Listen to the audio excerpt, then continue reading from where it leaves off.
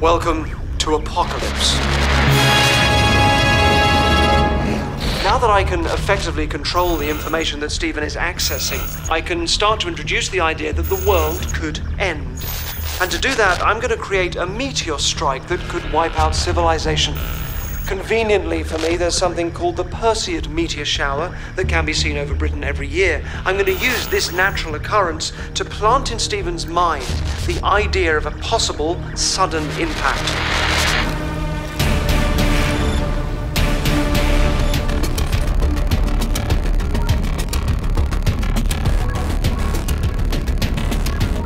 To start with, I'm going to control what Stephen hears on the radio, and I've enlisted the help of his favourite XFM DJ Danny Wallace and newsman Matt Dyson.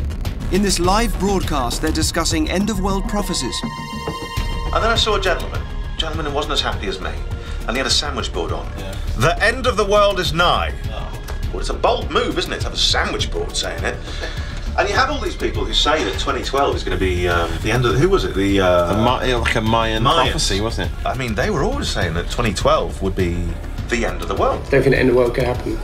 No, because Mayans didn't predict the end of the world. That's just when the calendar ends. What happens when their calendar ends? They start all over again.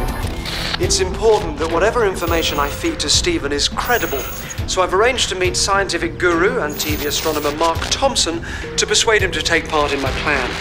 We'd love to include you in some TV shows. We're going to kind of piggyback on some TV that we know he watches. And are you happy for us to do this, for us to put you into these programmes and have you as an expert talking? Yeah, absolutely. I think it's a fantastic idea. It's great fun. Yeah, let's do it.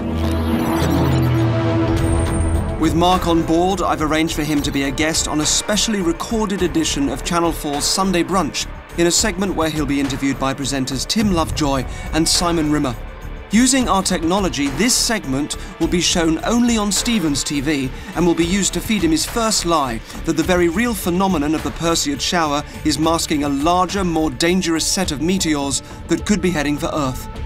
We're also just coming out of the end of the Perseid meteor shower, which happens every August, and the Earth has gone through the orbit of Comet Swift-Tuttle. But we have found there's actually another clump of material which we didn't know about, which looks like it's got some larger pieces of rock there, and so we will see a secondary peak, which we don't ordinarily get. But the question is simply how big they are. Any virus issues? They burn up in the atmosphere, or whether they'll actually land or not. Are there any virus issues? Some scientists think that there are bacteria living on some of these pieces of rock.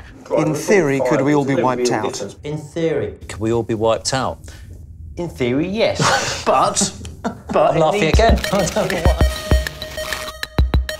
And to back up the information in Mark's interview, I'm sending faked articles about the second meteor shower from credible websites to Stephen's hacked mobile. This will be on the NASA website, which we know he looks at. Neowise finds 3 large fragments of Swift-Tuttle.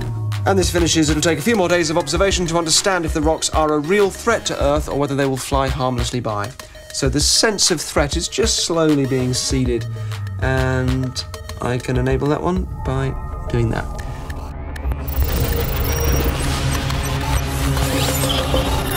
Got a NASA one as well. NASA website. Top stories.